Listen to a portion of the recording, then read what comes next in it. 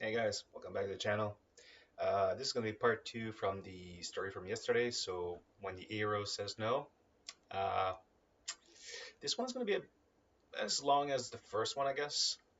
And also, it's going to be a bit more technical. I guess I'll put it that way. But it's quite worth it. And also, I'm already working on art number three, I guess, if you can call it that one. So, have fun, enjoy, and if you like it, like, share, and subscribe. See you. The Hero Who Said No Part 2. Chapter 11. The streets remained lit long after sunset. Guild messengers ran between towers. Emergency wardens activated defensive formations across the outer walls. Mages filled the upper districts with scanning spells that painted faint blue webs across the night sky. And above everything, the fractures were gone. Mostly. Tiny cracks still lingered at the edges of reality, like scars left after broken glass had been repaired poorly. People noticed, and people talked. By midnight, half the city already had a different version of the story. A divine mage from the north. An ancient weapon awakened beneath the guild. A summoned champion. A demon in human form. A lost royal heir. Lucas would have been impressed by how fast misinformation spread if he wasn't currently exhausted beyond reason. He sat in a private chamber deep inside guild headquarters, staring blankly at a cup of tea he hadn't touched. So, he said finally, "Am I imprisoned?" Kale stood near the doorway with her arms crossed. "No." "Observed?" "Yes." "Closely?" "Yes." Lucas sighed. "Feels emotionally identical." Roderick stood near the large window overlooking Greymark's central district. The old guild master looked far more troubled than before, which was saying something. "The stabilization succeeded," Roderick said quietly. Lucas blinked. "That sounds like good news." "It is." A pause. "Short term. There's the bad part." Roderick turned toward him. "The undersystem fully recognized you." Lucas leaned back in his chair. "Yeah, everyone keeps acting like that's catastrophic." Kale answered immediately. "Because it might be." Lucas pointed weakly at her. "You really need to work on delivering comforting information." "I prefer accuracy." "That explains so much." A knock interrupted them. Before anyone answered, the door opened and Finn casually walked in carrying a tray overloaded with food. Doran followed behind him. Sarah and Lena entered moments later. Lucas immediately sat up straighter. "You guys are alive." Finn stopped mid-step. That sounded weirdly surprised. "Today has been weirdly dangerous." "Fair." Doran dropped into a chair with a grunt. "The guild sealed half the district after you disappeared underground." Lucas frowned. "Disappeared?" Sarah nodded. "You vanished for nearly 4 hours." Lucas blinked several times. It felt like maybe 40 minutes. Kale and Roderick exchanged a look. Lena spoke quietly. "Temporal distortion." Lucas pointed at her. "See, that should not be a normal sentence." Finn shoved a plate toward Lucas. "Eat before your magical apocalypse metabolism kills you." Lucas stared at the mountain of food. "You know, I'm starting to like this group." "Because we feed you." "Yes." "Understandable." For a little while, things almost felt normal. Almost. Then Lena ruined it. "You've become famous." Lucas froze mid-bite. "I'm sorry." Lena sat carefully across from him. Word spread about the fractures closing. Finn grinned. "You're officially the blue ghost of Greymark in the lower districts." Lucas stared. "That sounds incredibly stupid." Finn shrugged. "I didn't name it." Doran smirked slightly into his drink. Could have been worse. Lucas rubbed his face. This is exactly how protagonists end up hunted by governments. Kale answered calmly. You already are. Silence. Finn slowly lowered his mug. Wait seriously. Roderick stepped forward. The Holy Kingdom of Asteria has already sent inquiries. Lucas groaned immediately. Of course they have. Kale nodded once. They know something happened here. Lucas pointed accusingly at the ceiling. This is why I didn't trust the church. Sarah frowned. You think they'll come after you? Lucas looked at her like the answer was obvious. I publicly rejected their chosen hero narrative, and then accidentally triggered ancient reality machinery beneath a major city. A pause. So yes. Nobody disagreed. That was concerning. Roderick moved toward the table. There is something else. Lucas immediately slumped in his chair. There always is. Roderick placed a crystal shard onto the table. It glowed faintly with silver-blue light. Lucas recognized the energy instantly. Dimensional residue. This was recovered after the stabilization event, Roderick said. Lena leaned closer. That mana pattern. Kale's expression darkened. It wasn't generated by the undersystem. Lucas looked up slowly. Meaning? Roderick met his eyes directly. Something else interacted with the fractures. Silence filled the room. Finn spoke first this time. That sounds bad. It is, Kale replied. Lucas stared at the crystal. The mana inside felt wrong. Not chaotic. Intentional. Like someone had touched the fractures from the other side. Then Lucas felt it again. That sensation. The same one from earlier. Something distant. Watching. His expression shifted slightly. Lena noticed immediately. You feel something. Lucas nodded slowly. Yeah. Kale stepped forward. What is it? Lucas hesitated. Because he wasn't sure how to explain it. It's like, he muttered, the world noticed me back. Nobody spoke. And somehow, that silence felt heavier than panic would have. Roderick finally broke it. Then we no longer have time. Lucas blinked. For what? Roderick's voice hardened. Training. Lucas stared. You're kidding. Kale crossed her arms. You stabilized a global lattice instinctively. That was an accident. You altered dimensional structure by reflex. Panic magic. That is still not a real term. Lucas pointed at her. It absolutely is. Sarah spoke more carefully. He's not wrong about one thing. Everyone looked at her. He has no control. Ouch. Accurate. But still ouch. Doran nodded once. If something stronger than those abyssals shows up, luck won't save him forever. Finn grinned. Counterpoint, his luck seems violently abnormal. Not helping, Lucas muttered. Roderick looked toward the window again. The world has entered a new phase. The room quieted. The fractures are increasing, ancient systems are waking up, and now other forces know an anchor exists. Lucas sighed deeply. There's that word again. Roderick ignored him. You can no longer remain uninvolved. Lucas stared at the untouched tea, at the glowing city outside, at the strange people he had somehow already started trusting after only a few days in this world. Then he laughed quietly to himself. You know, he muttered, I really just wanted to explore the world and maybe not die. Finn raised his mug. A beautiful dream. Lucas snorted despite himself. Then Roderick spoke one final sentence that killed the mood completely.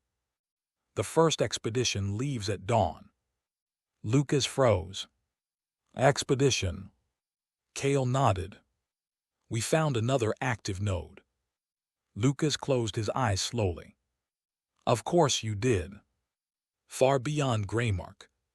Somewhere across the fractured world. Another ancient system awakened in silence. Chapter 12. Lucas hated mornings. That fact remained true across dimensions, especially when those mornings involved ancient reality fractures, emergency expeditions, and guild officials knocking on his door before sunrise. Wake up. Lucas groaned into the pillow. No. Kale's voice remained perfectly flat. That was not a request. That sounds legally questionable. You have 10 minutes. Lucas opened one eye, just enough to glare at her silhouette standing near the door. Do you ever smile? No. Terrifying. She left without another word. Lucas fell backward into the bed dramatically. I miss weekends. Unfortunately, the world ignored his suffering. 30 minutes later, Lucas stood near Greymark's eastern gate wearing borrowed adventurer gear that mostly fit. Mostly. The leather coat was too stiff. The boots felt like medieval torture devices. And the belt had at least 6 unnecessary buckles. Fantasy worlds were obsessed with buckles. Finn nearly collapsed laughing when he saw him. You look like a rich merchant trying to cosplay survival. Lucas looked down at himself. You know what, fair? Doran handed him a travel pack. Stop complaining and carry this. Lucas grabbed it and nearly fell over. Why is this heavier than my emotional baggage? Supplies. For an army. Sarah adjusted her spear beside them. We may be gone for several days. Lucas stared. Nobody said several days. Kale appeared beside the group again, like an emotionally unavailable ghost. You didn't ask. Lucas pointed at her. You do that on purpose. Yes. Lena stepped closer quietly. You should conserve your energy today. Lucas frowned. That sounds ominous. The node we're investigating is unstable. There's the ominous part. The eastern gate slowly opened. Beyond it stretched the old Imperial Road, winding into distant hills and dense forests beneath the pale morning sky. Several guild wagons waited nearby alongside armed escorts. Not soldiers. Specialists. Lucas noticed immediately. Mages. Scouts. Rune engineers. People prepared for things normal adventurers probably avoided. Then Lucas spotted something else. A massive metal container strapped to the rear wagon. Covered in seals. Dimensional seals. His stomach dropped slightly. Please tell me that's not carrying another space wolf. Finn looked over. Oh, that. Why did you say that so casually? Relax, it's empty. That's not reassuring. Roderick emerged from the lead wagon moments later. The old guild master looked exhausted already, which somehow made Lucas more nervous than if he looked confident. Listen carefully, Roderick said once everyone gathered. The atmosphere shifted instantly. Professional. Focused. The node detected 2 days ago is located near the ruins of Valemark. Lena's expression changed immediately. That city still exists. Barely, Roderick replied. Lucas raised a hand slightly. I'm sensing horrifying history incoming. Finn whispered. You get used to that feeling. Roderick continued. Valemark was abandoned during the later years of the first collapse. Kale added quietly. After the fractures consumed part of the region. Lucas blinked. It consumed. Nobody elaborated. That was worse. Roderick motioned toward a map spread across the wagon. The node beneath Veilmark activated shortly after Greymark stabilized. Lucas leaned closer. The map itself looked normal, except for the glowing fracture line spreading across portions of the continent like cracks in porcelain. Okay, Lucas muttered. Seeing it on a map somehow makes it more horrifying. Roderick pointed toward a red-marked area near the northern territories. This node differs from Greymark. Lucas frowned. How? Silence.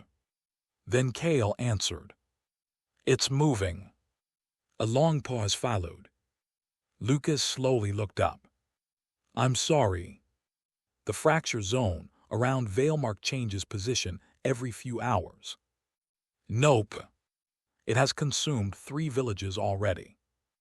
Absolutely not. Finn crossed his arms. I like how you think saying no changes reality. It worked great in my old life. Doran grunted. Not here.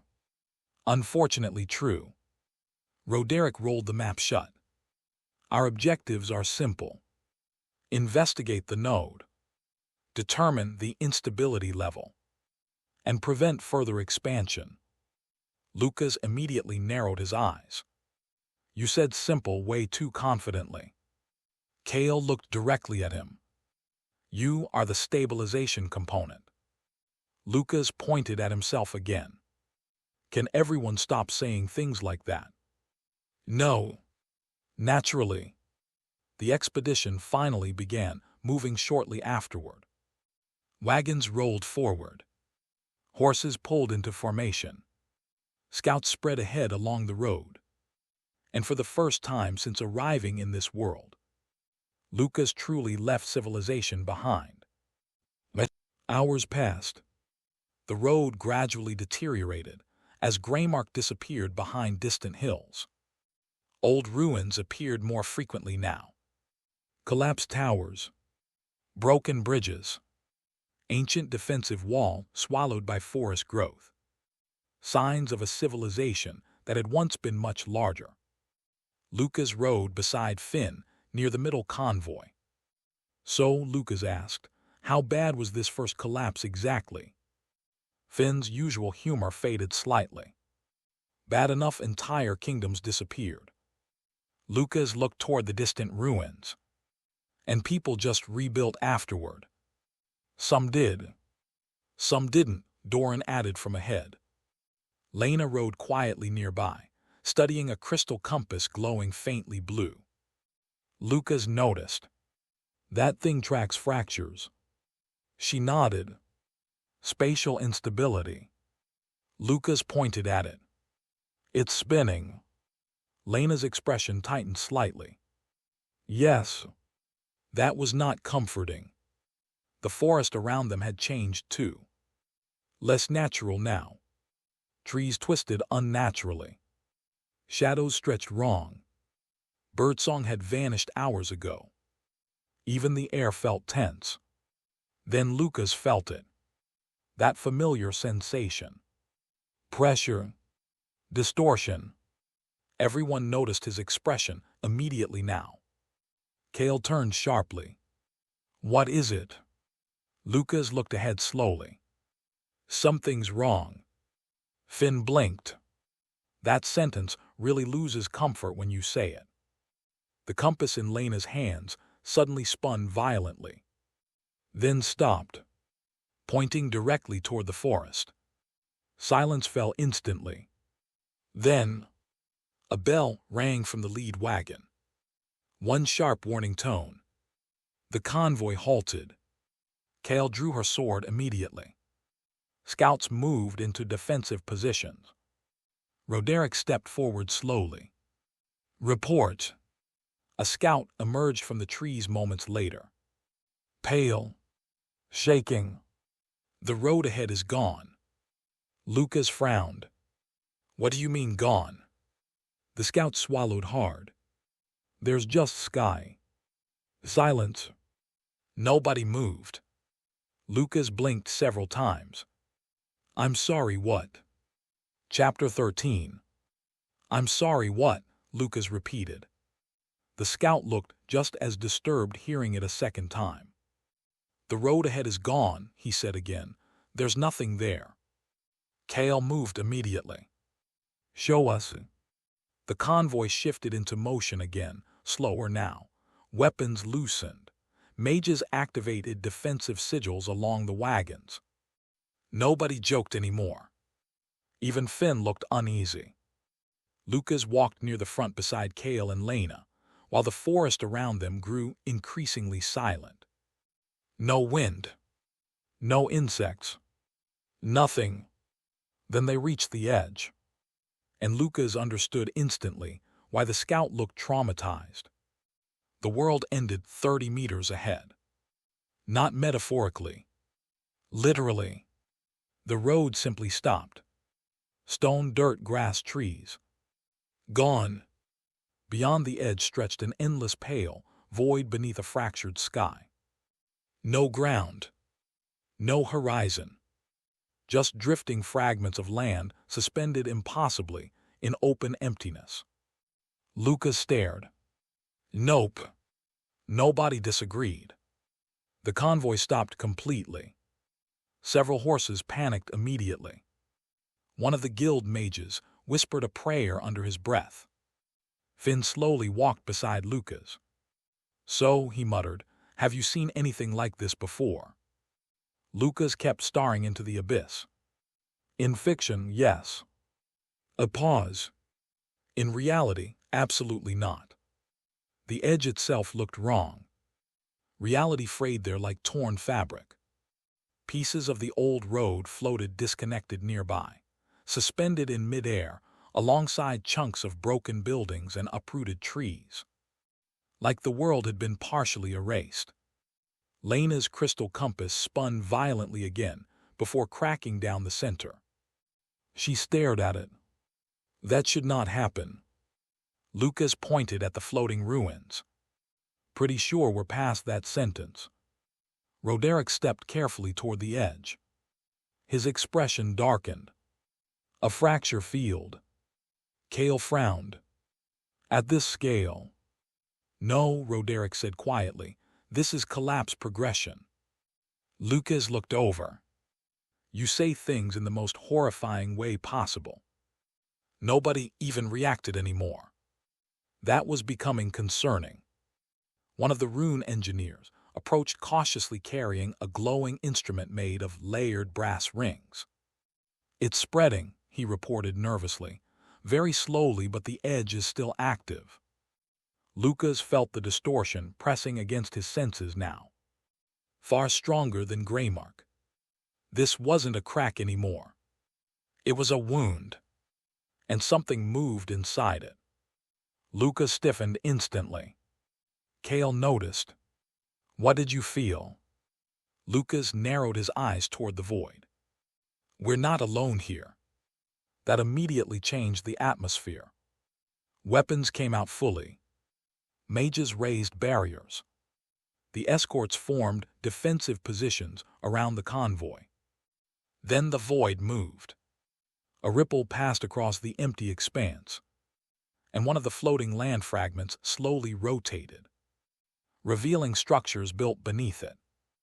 Ancient towers, black stone, covered in glowing silver lines identical to the undersystem.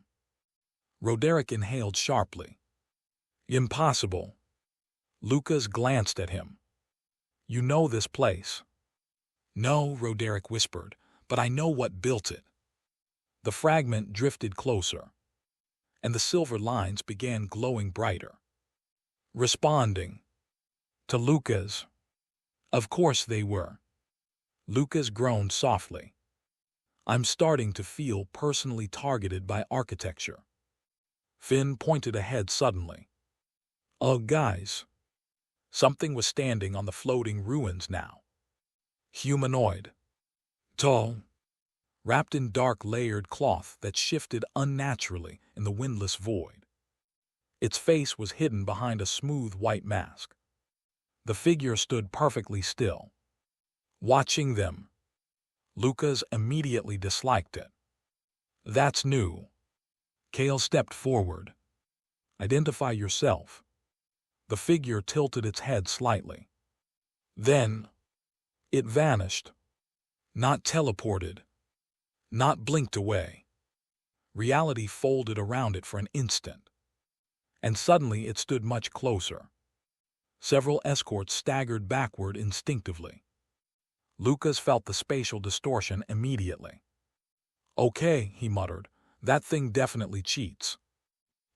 The masked figure finally spoke. Its voice sounded distorted, layered slightly out of sync. Anchor detected. Lucas rubbed his eyes. Can I go one day without hearing that word? The figure ignored him completely. The lattice responds, the systems awaken. Kale raised her blade. State your allegiance. Silence followed. Then the figure answered calmly. We remain. Nobody understood what that meant, which somehow made it worse. Roderick stepped forward carefully. You are from the first collapse. The masked figure turned slowly toward him. Residual designation acknowledged. Lucas blinked. Why does it talk like a broken computer? The figure's masked face turned back toward Lucas. And for the first time, it reacted emotionally. Not anger. Not surprise. Recognition. The new anchor diverges from historical pattern. Lucas pointed at himself. That's either a compliment or a threat. The figure took one slow step forward onto empty air. Reality hardened beneath its feet. Several guild mages visibly panicked. Kale's voice sharpened. What are you? A pause. Then, we are the remnants. The void behind it rippled again. More figures appeared. Dozens this time. Standing silently across the floating ruins. Watching. Lucas quietly whispered. That's definitely a cult. Finn nodded immediately. Absolutely a cult. One of the masked figures moved strangely. Glitching slightly. Like its body didn't fully exist in one place. Lucas felt his stomach tighten. These weren't normal humans. Not anymore. Roderick's expression had gone completely rigid. The surviving stabilization units. Kale looked horrified. They're still alive. The nearest remnant answered. Incorrect. Silence. Then, we persist. Lucas hated that sentence instantly. The lead remnant looked directly at him again. The world deteriorates. Lucas crossed his arms cautiously. Yeah, we noticed. The previous anchors failed. Not reassuring. You have awakened the lattice prematurely. Lucas frowned. Prematurely. The remnant tilted its head again. The correction sequence was not scheduled. Roderick stepped forward sharply. Scheduled by who? The remnant did not answer. Instead, it raised one hand toward the void. And the fracture moved. The edge of broken reality shifted slightly closer. The convoy immediately erupted into alarm. Rune engineers shouted. Horses panicked. Mages reinforced barriers. Lucas stared at the advancing collapse. Okay, no, absolutely not. The remnant's voice echoed softly. The system requires completion. Lucas pointed at the expanding void. That thing is eating reality. Correction requires sacrifice. Silence. Heavy silence. Then Lucas slowly looked up. Yeah, he said flatly. Now I'm definitely not trusting your apocalypse software. For the first time, the remnant paused. Like Lucas had said something unexpected. Then the figure spoke again. You resist alignment. Lucas blinked. Of course I do. That is new. The other remnants shifted slightly, watching more carefully now. Roderick suddenly understood something. The previous anchors obeyed the system. Lucas slowly turned toward him. You're telling me every other anchor became part of the machine? Nobody answered immediately, which was answer enough. Lucas looked back toward the remnants standing in the broken sky, then at the spreading collapse, then at the silver lines awakening beneath the floating ruins, and finally sighed. You know, he muttered, I'm beginning to understand why this world is so messed up. Chapter 14. The void continued creeping forward. Slowly, silently, like reality itself had accepted surrender. Lucas stared at the advancing fracture edge with growing disbelief. Okay, he said carefully. Am I the only one deeply concerned that the apocalypse cult can move the whole in existence? Finn immediately raised a hand. Nope, extremely concerned.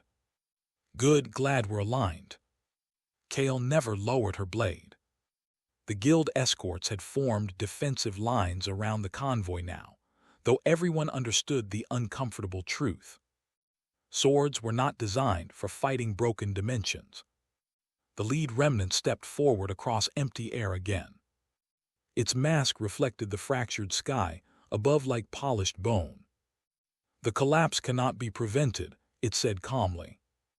Lucas crossed his arms. That sounds like quitter talk. Several heads turned toward him. Even Kale blinked once. The remnant tilted its head slightly. The previous anchors reached the same conclusion. Lucas frowned. Yeah, and apparently they got absorbed into your weird cosmic maintenance cult. No response, which was suspicious. Roderick stepped forward slowly. You were stabilization units. The remnant answered immediately. We were anchors. Silence hit hard. Lucas looked between them.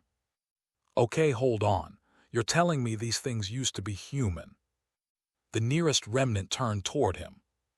We were necessary. That was not an answer. And somehow that made it worse. Lena spoke quietly behind them. They're mana patterns.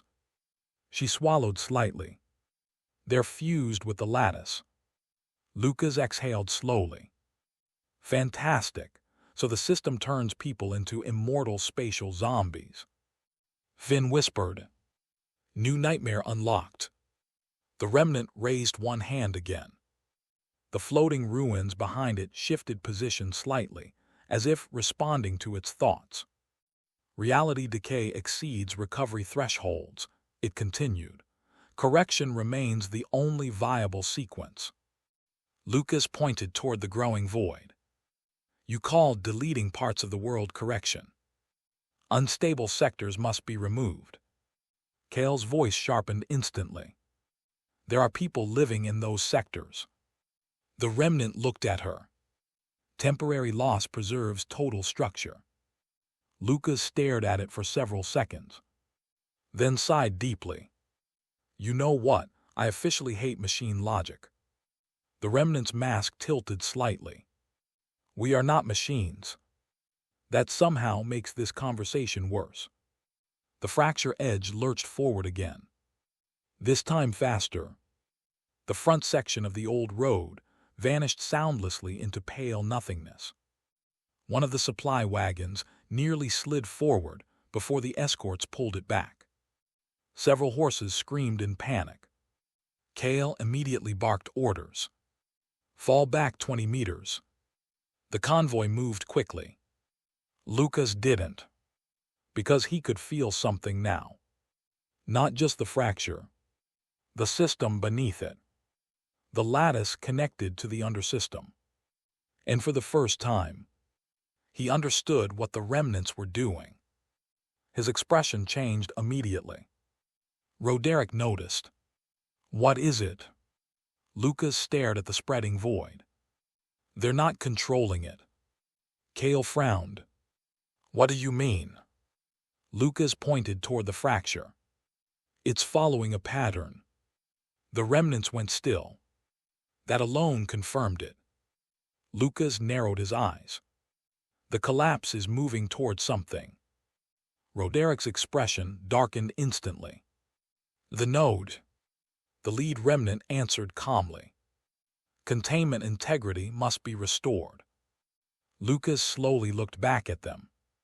There's something sealed under Veilmark. Silence. Heavy silence. Then one of the other remnants finally spoke for the first time. Designation, breach origin. The entire expedition froze. Even the windless forest somehow felt colder. Lucas blinked slowly. You guys sealed the original fracture there. No answer. Again, answer enough. Kale looked horrified. The kingdoms built settlements near a breach origin site. Roderic's voice hardened. Because nobody remembered. The lead remnant looked toward the distant north. The seal weakens. Lucas frowned. And your solution is to erase half the region before it breaks open. Yes. Lucas rubbed his face violently. That is such a catastrophically bad long-term strategy. The remnant tilted its head again. Previous anchors accepted necessary loss. Lucas stared at it. Then laughed once. Not happily. Yeah, he muttered. I'm really starting to think the previous anchors were terrible at arguing. Kale glanced sideways at him. You disagree with the system. Lucas looked at her like it was obvious. Of course I do. He pointed toward the void. This thing treats people like corrupted files. The fracture pulsed softly. The remnants watched him carefully now. Not hostile. Curious. That was somehow more unsettling. Roderick stepped closer to Lucas. Be careful. Lucas frowned slightly. Why? Because you're saying things the system has likely never heard before. Lucas blinked. That is an incredibly ominous sentence. The lead remnant stepped forward again. The anchor diverges. Lucas pointed at himself. Again with that wording. Deviation introduces instability. Lucas immediately snapped back. Or maybe blind obedience caused the instability. Silence. Absolute silence. Even the fracture itself seemed to hesitate for a fraction of a second. The remnants all stopped moving. Every single one turned toward Lucas simultaneously. Finn quietly whispered, I think you just offended the apocalypse. Lucas slowly realized what he'd said. La. The lead remnant spoke again. But this time, its voice sounded different. Less certain. The system preserves existence. Lucas shook his head. No, it preserves structure. The remnant froze completely. Lucas stepped forward now despite Kale immediately trying to stop him. People aren't structures, Lucas continued. Worlds aren't equations. You can't just delete everything inconvenient and call it stability. The fracture pulsed violently. The floating ruins trembled. And deep beneath the broken land, something answered. A low, ancient sound echoed upward through the void. Not mechanical. Alive. Every remnant turned instantly toward the distant ruins. For the first time, they reacted with fear. Lucas noticed immediately. That's not supposed to happen, is it? The lead remnant whispered softly. Seal integrity critical. Then the ruins moved. Entire floating sections of Veilmark shifted apart slowly, revealing a massive glowing fissure beneath the city fragments.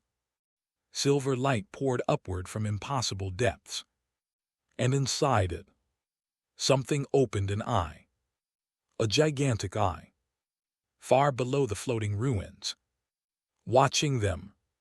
Watching Lucas. The pressure that followed nearly drove several escorts to their knees. Kale staggered slightly. Lena almost dropped unconscious instantly. Even the remnants recoiled. Lucas stared upward at the impossible creature beneath the fracture, then quietly muttered, "Okay, yeah, that's definitely worse than wolves." Chapter 15. The ground had stopped shaking. That was the worst part. When something monstrous shook the earth, at least you could tell yourself it was just a tremor, something physical, something real. Silence meant it was waiting. Lucas stood at the edge of what used to be the Valemark ruins and stared into the pit that had torn itself open beneath the largest collapsed tower. The fracture lines around it were old, not the clean-edged rips of recent dimensional instability, but ancient cracks that had been sealed once and were now, very slowly, becoming unsealed again. At the center of the pit, roughly 40 feet down, the darkness moved like it was breathing. "Everyone back," Sarah said quietly. Not a shout, the kind of voice you used when shouting would make things worse. Nobody argued. The remnants hadn't moved. There were 3 of them on the opposite ridge, white masks, still robes, the faint shimmer of something that wasn't quite a body underneath. They watched the pit the way you'd watch a problem you'd already solved once and weren't thrilled about solving again. Lucas watched them back. "They know what that is," he said. "Yes." Kale, beside him, hadn't taken his eyes off the remnants either. "They sealed it. The records in Greymark's undersystem archive call it a void entity, something that entered through the original breach before the lattice was stable enough to reject it. You're reading that in the archive right now.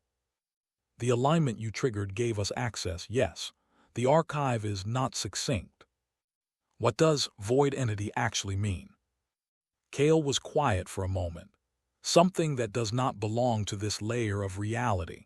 The archive describes it as existing in the spaces between dimensional strata, not a creature native to any world, not a demon, not a spirit, something that predates the categories." Finn, crouched behind a fallen column about 20 feet back, raised a hand. "Quick question. If the remnants sealed it and they're standing right there looking at it, why haven't they, he gestured vaguely at the pit, resealed it?" "Because," Doran said from behind him, "something changed." He was pointing at Lucas. Lucas felt the pressure before he understood it. It came in his mana first, a pull, like the tide going out, like the deep ground opening beneath him. His celestial reservoir, which had been quietly, continuously filling since the day Illyria blessed him, lurched, not emptying, resonating, like a tuning fork held next to another that vibrated at the same frequency. He pressed a hand to his sternum.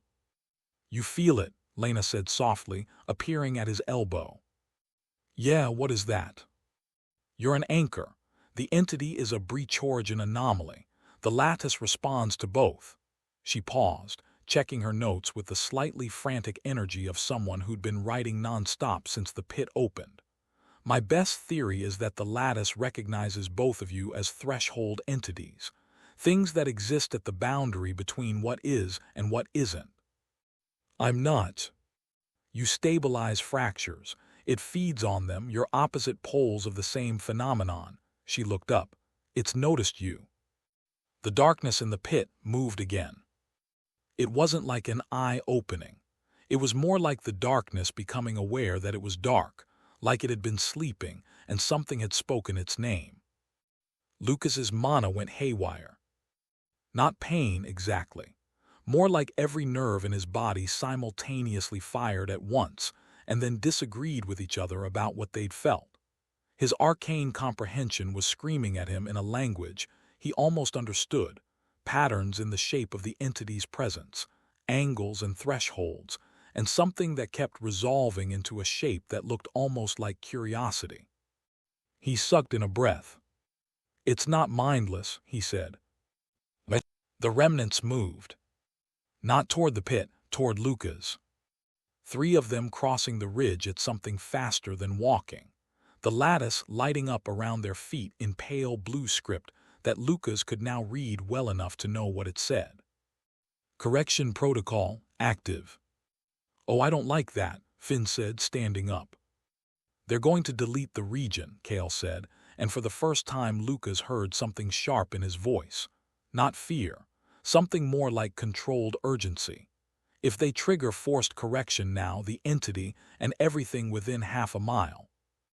Including us, Doran said. Including us, yes. Lucas was already moving. He didn't have a plan. He had a feeling. The same feeling he'd had in the guild when Roderic's calculations had told him that 300,000 people were acceptable losses. The same feeling he'd had when the remnants had said sectors can be optimized. The feeling of a number being used in place of a person. The lattice was visible to him now the way it hadn't been in the early days. Since his alignment in Greymark, it hummed just below the surface of the world like a second set of veins beneath the stone and soil. He could see where the remnants were preparing to tap it. He could see the protocol building in the lattice threads like pressure building in a pipe. He reached out and shoved. Not gently. The lattice didn't like being shoved. It pushed back hard, and Lucas staggered sideways, his vision going white at the edges, his reservoir guttering like a candle in a storm. But the correction protocol hiccuped. The pressure dispersed. The pipe didn't burst. He straightened. 3 white masks stared at him from 20 feet away. Interference confirmed, the first remnant said. Their voice had that layered quality, like multiple people speaking from slightly different distances. Anchor unit is obstructing necessary correction. You're not deleting the region, Lucas said. There are people in this region. We are people in this region. Acceptable loss within protocol parameters. Yeah, he planted his feet. I officially hate machine logic. Do you know what you're doing? Sarah asked from behind him, at a volume only he could hear. No, Lucas admitted, equally quiet. But I know what I'm not doing. I'm not letting them push a button that kills everyone because it's faster than thinking. The entity is still down there. He could still feel it.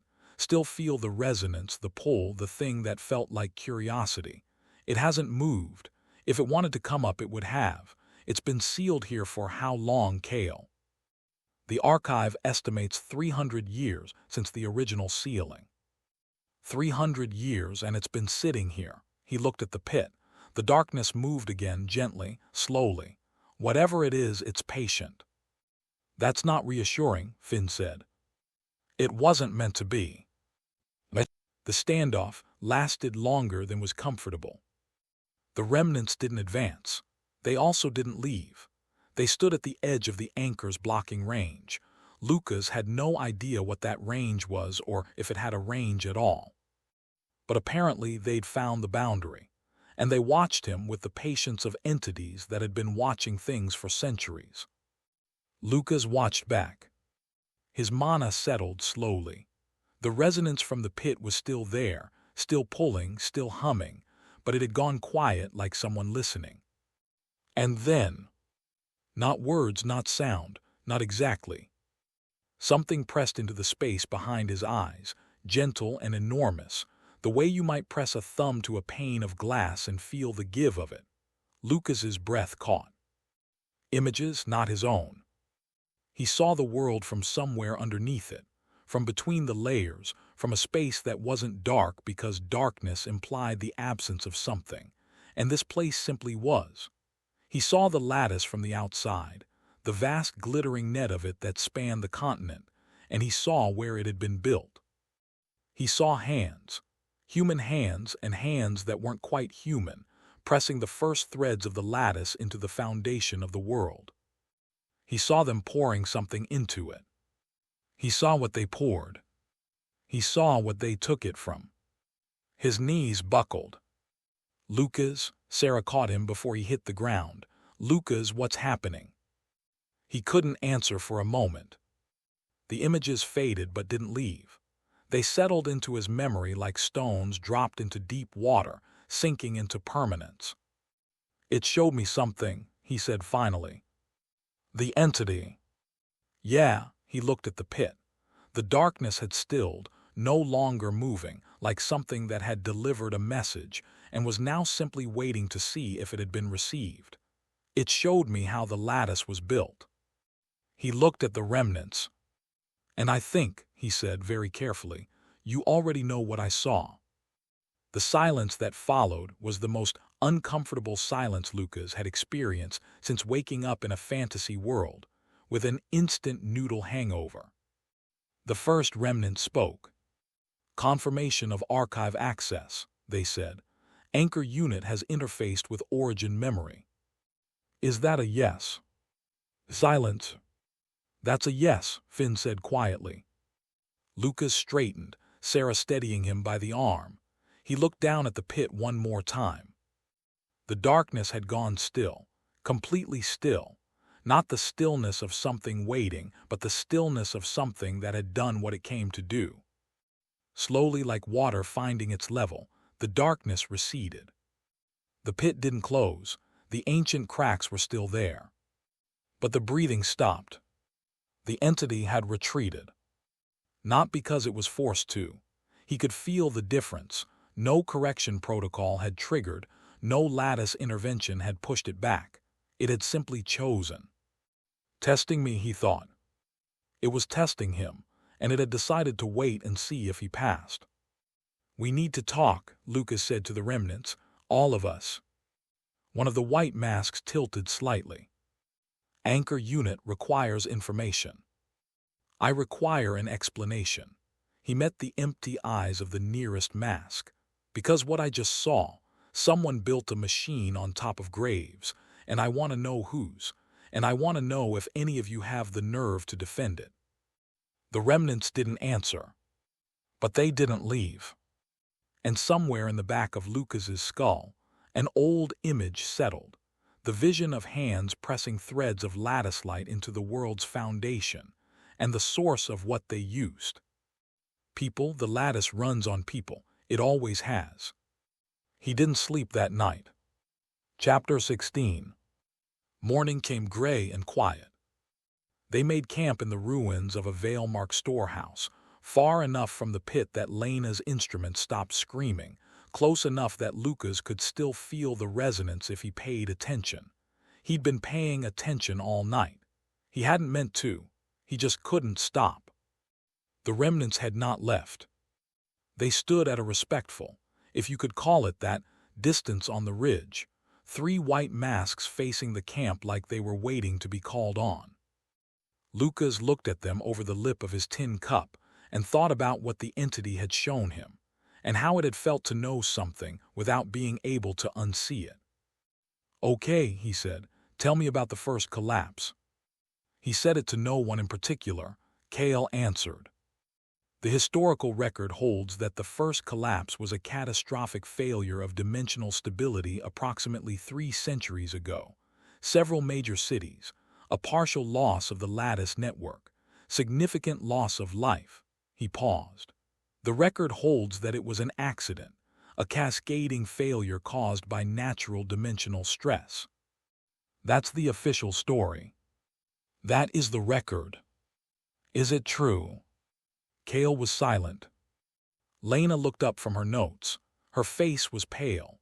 She'd been awake too, and she was the kind of person who did her worst thinking between midnight and dawn.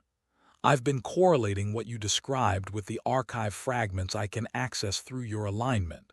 Lucas, what you said, what the entity showed you. It showed me the lattice being built.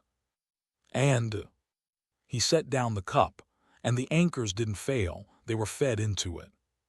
Nobody spoke. The original anchor class, the ones who built the lattice, they weren't casualties of the construction process, they were the fuel. The lattice isn't just a network, it's a consumption engine. It needs a power source. For 300 years, the source has been every anchor who ever aligned with it. He stopped. "Including me, right now. My celestial reservoir isn't just compatible with the lattice. It's..." "Feeding it," Lena said quietly. "Yeah." Silence again. Doran set down his axe with a deliberate, controlled thunk. Finn stopped sharpening an arrow and stared at it. Sarah looked at the remnants on the ridge. They know, she said. Yes, Lucas said. I think they've known for a long time. But he walked up the ridge alone. The remnants didn't move as he approached, didn't step back, didn't reach for the lattice, just watched him come the way you watched a storm you'd seen before and knew the shape of. You knew, he said, not a question.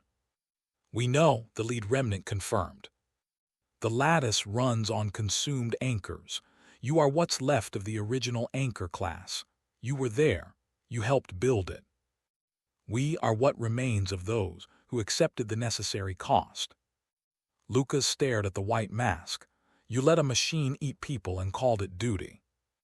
We ensured the stability of a continent, of millions of lives, by feeding the people who built the thing into the thing they built, by accepting the sacrifice that preservation required. Their sacrifice, not yours. Something shifted behind the mask, not an expression exactly, but a pressure like a weight being moved. We accepted partial consumption. We persist, reduced but functional. The full anchors, those who aligned completely, they became the lattice. Their consciousness no longer distinct, their power distributed. Still there, Lucas said, just not themselves anymore. Still there, the remnant confirmed. The tone was not apologetic, it was almost sad. We have not forgotten them, we do not have that luxury. Lucas looked at the other two masks, both still, both watching.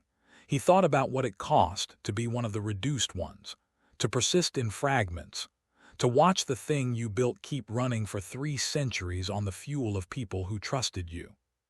He didn't feel sorry for them, but he understood them better than he'd wanted to. The system's designer, he said, someone built this, not just built, designed.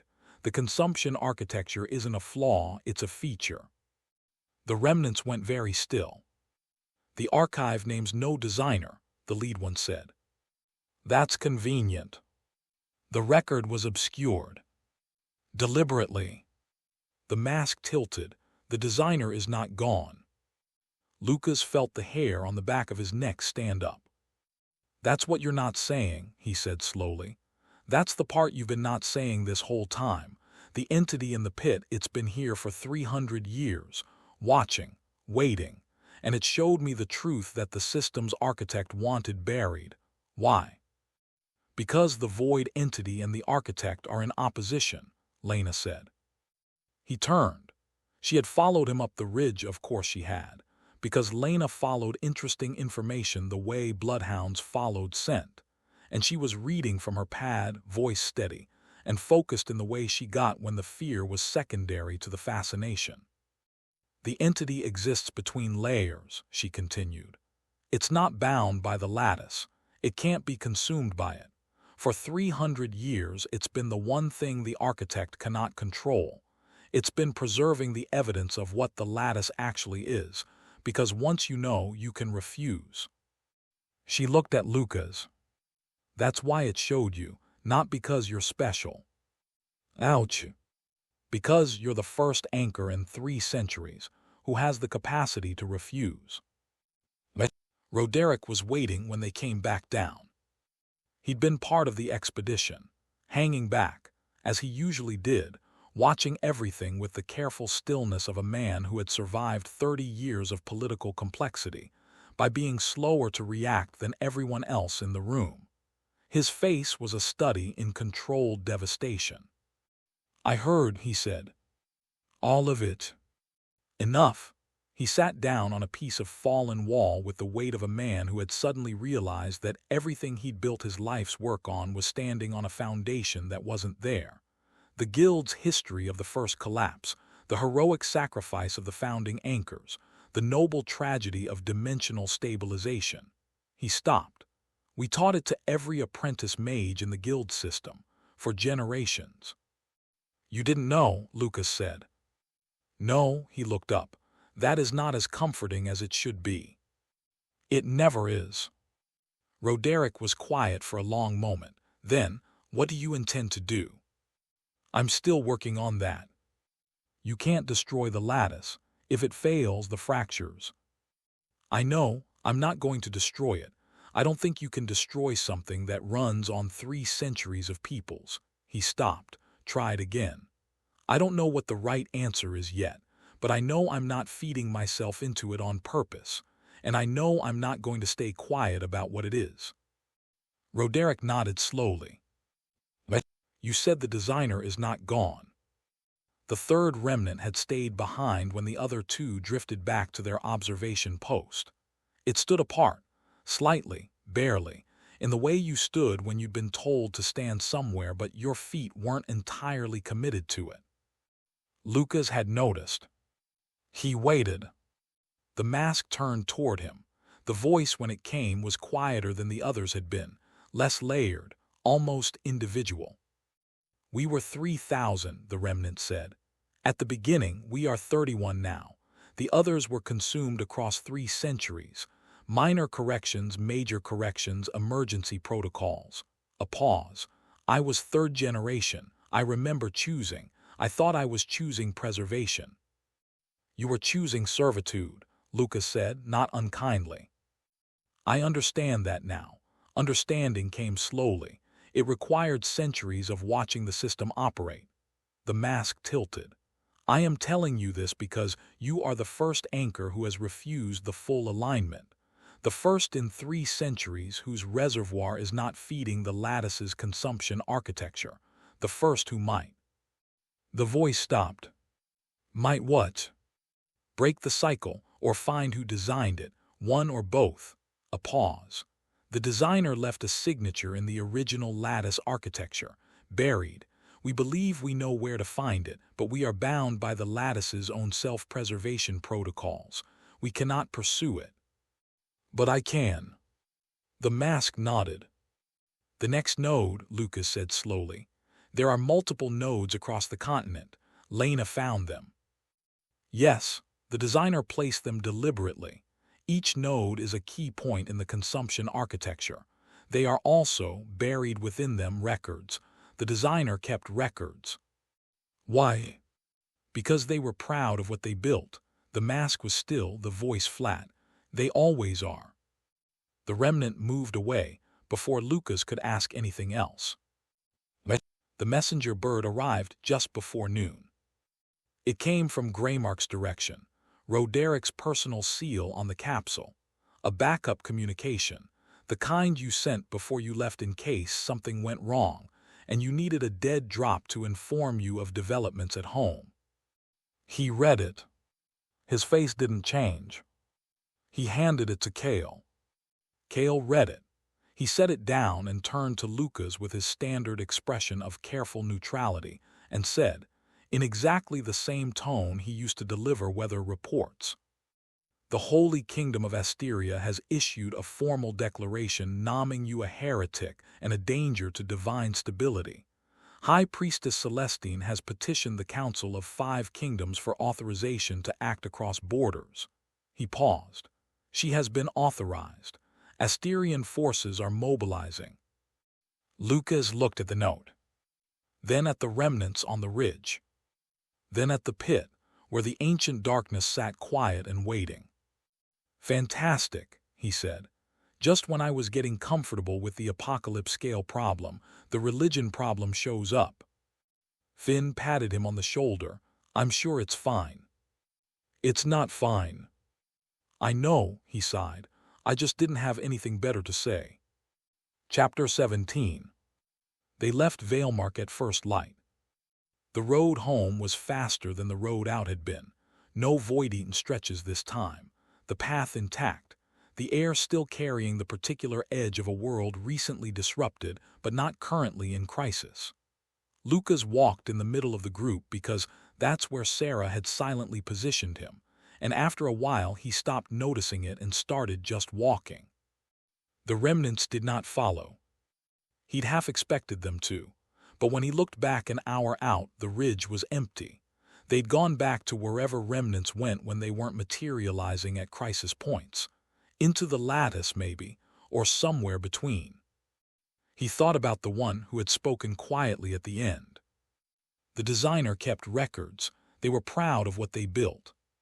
He turned it over and over in his head, The way you turned a stone you'd found and couldn't quite identify, looking at it from different angles, waiting for it to resolve into something recognizable. "But you've been doing that thing," Sarah said. "What thing?" "The thing where you stare at the middle distance and your jaw sets." "My jaw doesn't." "It does." He relaxed his jaw. He hadn't known it was set. "I was thinking." "I know." She matched his pace exactly, not hovering, just present, the way Sarah was always present, in reach without being in the way. "What are you thinking about?" He was quiet long enough that she let him be quiet. That was one of the things he'd noticed about Sarah early on. She knew the difference between someone who needed to be pulled out and someone who needed to work their way to the surface on their own. "I'm scared," he said finally. She didn't react to that, just waited. "Not of the entity, not of the church coming." He paused. "Scared of what happens to me if I keep doing this. Not death. Not there's this version of me, 3 months from now, who's figured out how to stop being sarcastic and start being useful and is fully aligned with the lattice and has become whatever the system needs me to be. And I don't think I'd notice. I think it would happen slowly." Sarah was quiet. "I think about Captain Arden Kess," he continued. "He fell through a fracture warning us the system was booting globally. He believed in it. He wanted to help. And now he's, what? We don't even know, in the lattice somewhere, distributed." He stopped. "I don't want to become a resource." Sarah looked at him. "Then don't," she said. "It's not that simple." "I know it's not. I'm not saying it is." She was quiet a moment. "I'm saying the fact that you're asking the question means you're still the one asking it. People who have already become resources don't worry about it." He thought about that. "That's either very reassuring or the least reassuring thing you've ever said." "Probably both." But from behind them, Finn's voice. "Hey, existential crisis check. How are we doing up there? Scale of 1 to 10, 1 being fine and 10 being actively dissolving into a cosmic system of power consumption." 7, Lucas called back. "That's actually lower than I expected." A pause. "Is it okay if I make a joke?" "I can't stop you." "The church has declared you a heretic." That's actually very on brand for a hero who said no. I feel like you should have a cape." Lucas did not have a cape. He looked at Doran. Doran, who had been silent for most of the morning, said, "You're afraid of losing yourself to it." "Yeah." "Good." "How is that good?" "Fear means you still care about getting it right." Doran looked straight ahead, his voice the same rough-hewn practical tone he used for everything from tactical assessments to opinions on campfire cooking. Men who stop fearing they'll become something wrong have usually already become it. The fear is the compass. Lucas stared at the back of his head. "Doran," he said. "What?" That was genuinely wise. "Don't tell anyone. I have a reputation." Finn made a noise behind them that sounded like suppressed laughter. But Lena waited until afternoon, until the road was straightening toward Greymark and the familiar silhouette of its walls was visible on the horizon, to share what she'd found. She fell into step beside Lucas without preamble, opened her notes and said, "The undersystem has multiple nodes." "You mentioned that." "I have a map now, or most of one." She showed him the pad, dense notations, circular markers at various points across a rough sketch of the continent. "My alignment access through you has let me triangulate their positions from the lattice data. 7 confirmed, possibly more." She tapped one of the circles. "Greymark is the node you already activated. Here." Her finger moved. "There's one in the Ashfin marshes, one near the collapsed city of Veldrassian, one somewhere in the northern peaks. I can't narrow it further from here, and 2 more that I think are underwater." Underwater? The continent didn't always look like this. Lucas stared at the map. "When you activated Greymark," she continued, "you didn't just stabilize the local fractures. You triggered a chain, like pressing a key in a lock and feeling all the other locks in the door shift in response. Every other node is now in a state of partial activation. They're waking up. What does that mean for the fractures? Short-term stability actually. The partially activated lattice is running closer to its design parameters. Fractures are self-healing in the affected regions. She paused. Long-term, the full activation sequence will require an anchor at each node. Yes, her voice was careful, or a consumption event at each node. He looked at her. She looked at him. There's no guarantee it's the same thing, she said quietly. No, he agreed, there isn't. But Kale came alongside him as the gates of Greymark became visible.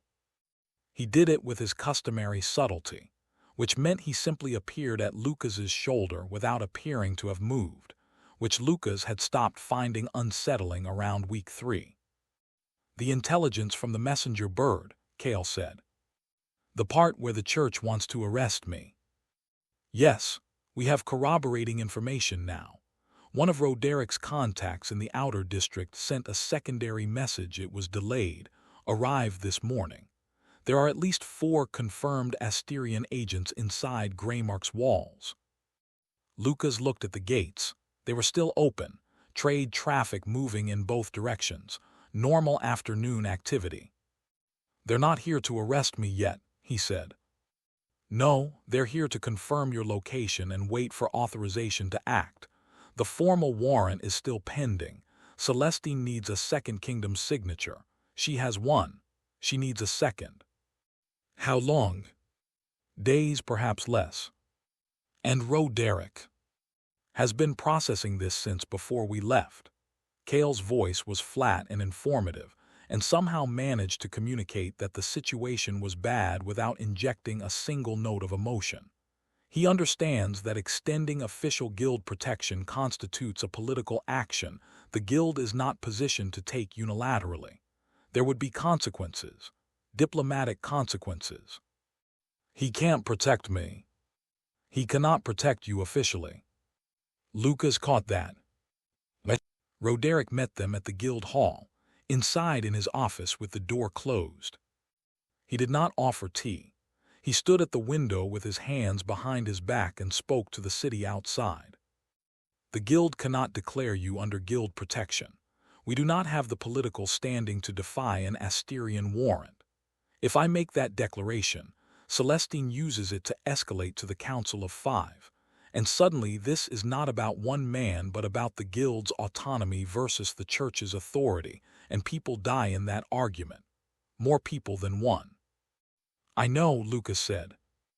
What I can do, he turned from the window, and his face was the face of a man who had spent a career finding the third option, is give you a mission, an official guild mission, solo classification, emergency authorization, field agent tier. A field agent cannot be extradited under the Accord of Medron while actively pursuing a classified mission. Diplomatic immunity for adventurers. For guild field agents, yes. He picked up a sealed document from his desk. The mission is to investigate and secure the secondary undersystem nodes before hostile parties. A pause, deliberate. Before hostile parties can exploit the activation sequence you triggered. Hostile parties. The language is deliberately broad. Lucas looked at the document. It also comes with resources, Roderick continued. Materials, maps, a guild credit line in field towns, and he set down a second, smaller package. Contact information for 3 individuals who owe me significant favors and are positioned in regions near the nodes. You planned this. I anticipated this. He met Lucas's eyes. The guild's entire understanding of its own history was built on a lie. I have been sitting with that for 2 days. I am not, his voice steadied. I am not yet finished processing what that means, but I know what needs to be done in the meantime. Lucas picked up the document. The next node, he said. My best estimate, based on Lena's mapping and the intelligence we have on Asterian movement, is that Celestine knows the nodes exist. She may not know what they are, but she knows they activated when you did what you did. She will move toward them. To control them, or to prevent anyone else from controlling them. He paused, which amounts to the same thing. The others filtered out to find rooms, hot food, dry clothes. Lucas stayed behind not because there was more to discuss, but because he needed a moment in a room that wasn't moving. He stood by the window that Roderick had vacated and looked out at Greymark. The evening light was settling over the rooftops, guild messengers crossing the square below, a dog barking somewhere in the market district. Ordinary. He held that. He noticed it at the gate. He'd been heading for the inn when something changed in the quality of the hum, the lattice sense he'd developed in his sternum since the alignment, the one he was just barely learning to interpret. Not the deep resonance of the void entity, not the pull of a fracture, something different. He stopped, stood very still. There, somewhere west, somewhere far enough to be a different city, a different province, maybe. The distance was hard to judge through the lattice, like trying to guess how far away a sound was when you could only feel its vibration. Not the lattice, not a fracture, not the entity. A person. Another anchor. He stood at the gate for a long moment with the evening traffic moving around him, feeling the other signal faint, intermittent, the way a heartbeat felt through a wall. Present, real. And afraid. Not because they were in danger, not, he thought, because they were being attacked or hurt or pressed. The fear was quieter than that. The fear was the fear of someone who had just figured out what they were and wasn't sure they wanted to be it. He knew that feeling.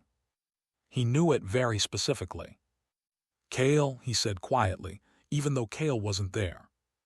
He turned back toward the guild hall. He had a feeling this was going to change every plan he'd just made. Chapter 18.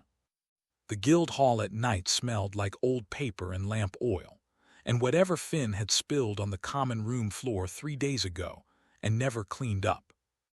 Lucas didn't stop to appreciate the ambience. He pushed through the side door, Sarah right behind him, and went directly to Roderick's office without knocking. The old man was already awake. Of course he was. "Sit," Roderick said, without looking up from his maps. "There's a second anchor." That made him look up. Kale, who had been standing in the corner reading a report, went completely still. Not tense, just still, the way a person gets when they're recalibrating everything they thought they knew. "I felt it on the way back into the city," Lucas said. "Through the lattice. It's faint, intermittent, but it's there. West of here, toward the Ashfin marshes." Roderick set down his pen. "You're certain?" "I know what my own signal feels like. This is something else, someone else." Lucas sat down because his legs were tired and the drama of standing felt excessive. "And they're scared. Not hurt, not in immediate danger. Scared of what they are. I recognize the feeling." Nobody said anything for a moment. Finn, leaning in the doorway with a piece of bread he'd apparently stolen from the kitchen, lowered it slowly. Is this a good thing? Because the way everyone's face looks right now suggests it might not be entirely a good thing." "It's complicated," Sarah said. "It's both," Lucas said. "If there's another anchor, the lattice has options. It doesn't have to consume one person to stabilize a node. 2 anchors working in concert might be able to reinforce the system without either of them being fed to it." Doran, who had followed them in at some point without Lucas noticing, the man was unreasonably quiet for someone his size, crossed his arms. But if Celestine finds them first, she'll do to them what she wanted to do to you," Kale said. Not a question, just a statement delivered in the same tone one might use to describe tomorrow's weather. "She genuinely believes she's helping," Lucas said. "That's what makes it worse.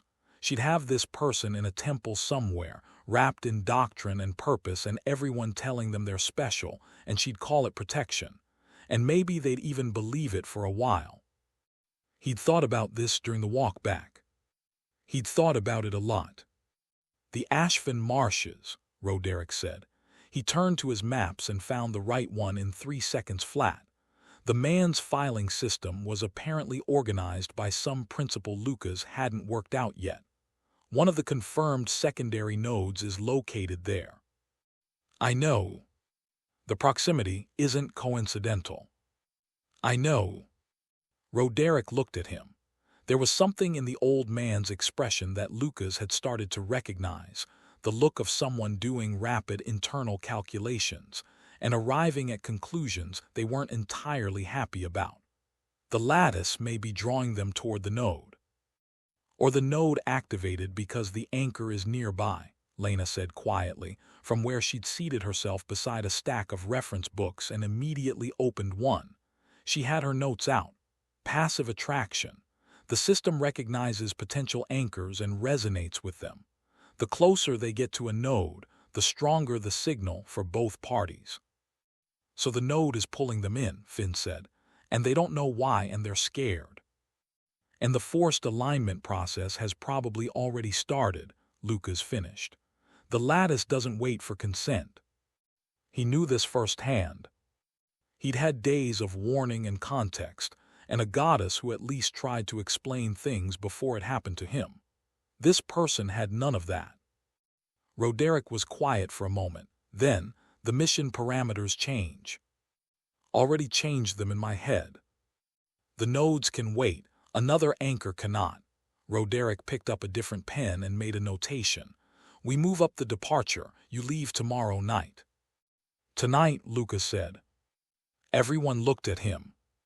Kale said 4 Asterian agents are already in Greymark. If I felt that signal spike, someone with the right instruments and the right motivation might have too. We don't know what equipment Celestine has access to.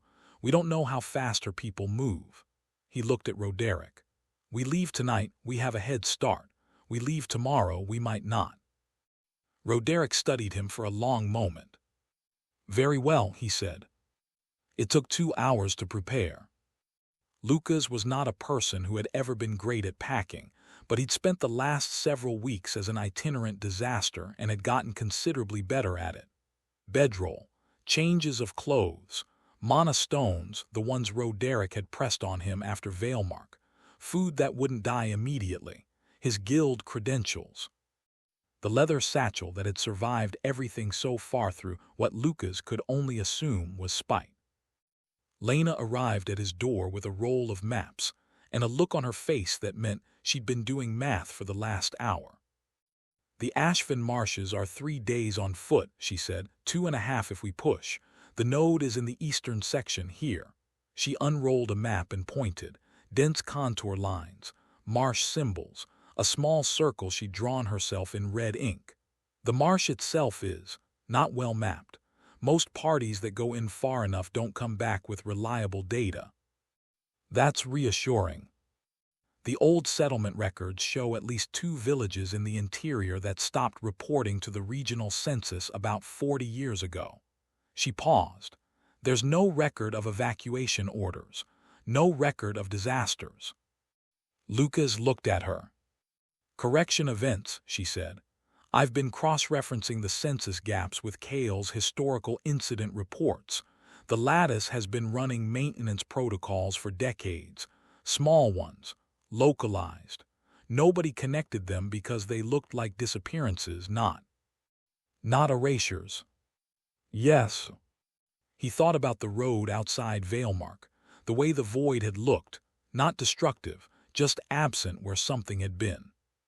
That's been happening for 40 years.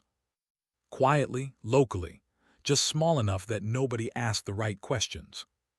We'll see it when we get there, he said, mostly because he didn't have anything better to say.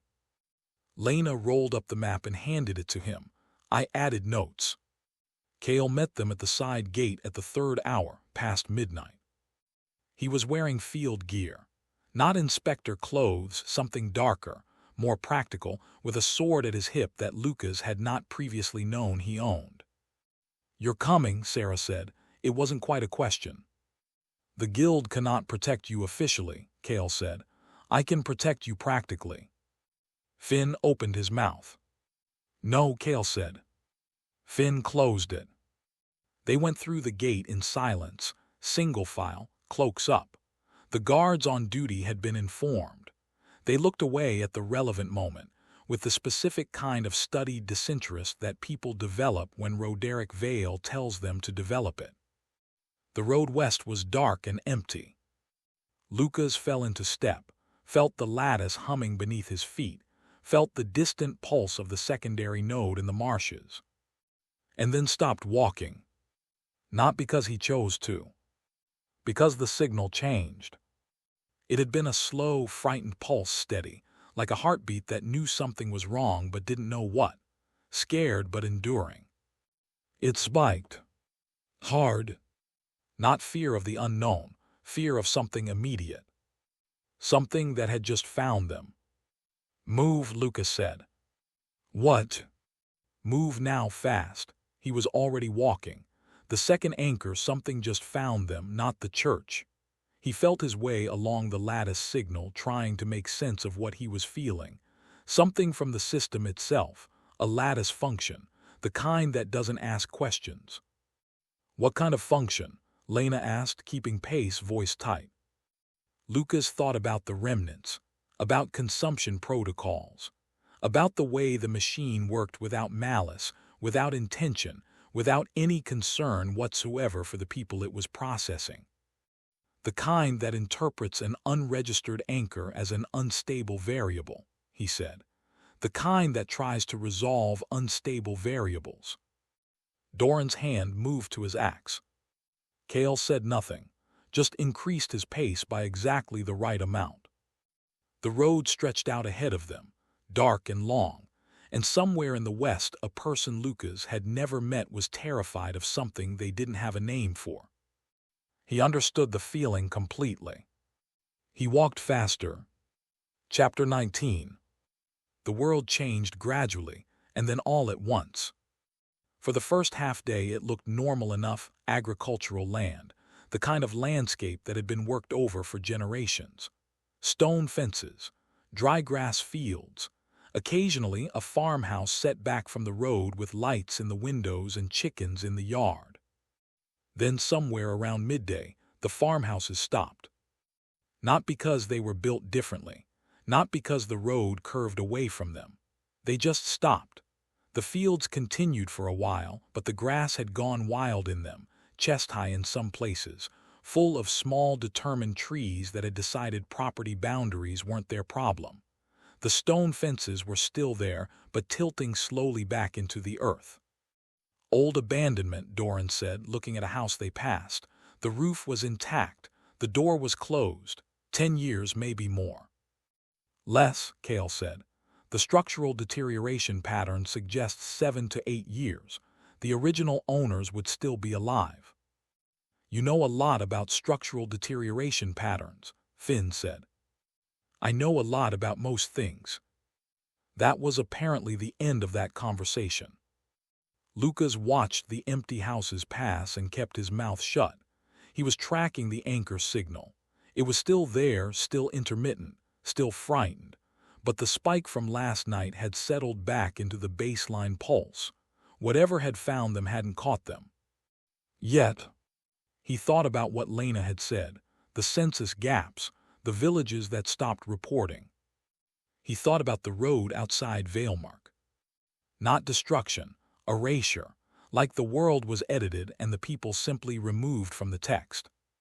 They found the first one around mid-afternoon. Just a hamlet, really. 4 buildings and a well. The buildings were standing. The well was still functional, they tested it. The door to the main building was open, and inside the table was set. Plates, cups, food, long since rotted to nothing, but the arrangement of it was still clear. Someone had been preparing a meal. Mid-preparation. "The fire's been dead for years," Sarah said quietly, looking at the hearth. "But the bowls are out," Finn said. He wasn't joking. His voice was entirely level. Someone was about to eat. Lucas crouched by the table and looked at it. There was a child's spoon, small, wooden, worn smooth from use, set beside a bowl like someone had put it down for a moment and planned to come back. They hadn't come back. They hadn't gone anywhere. They just stopped existing, in the middle of getting ready for dinner. Not a disaster, a correction.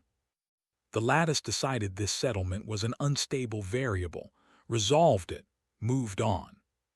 He stood up and walked outside without saying anything. Lena followed. She had her notebook out but wasn't writing in it. How many? He asked. In the historical records, at least 11 settlements in the western region that simply stopped appearing.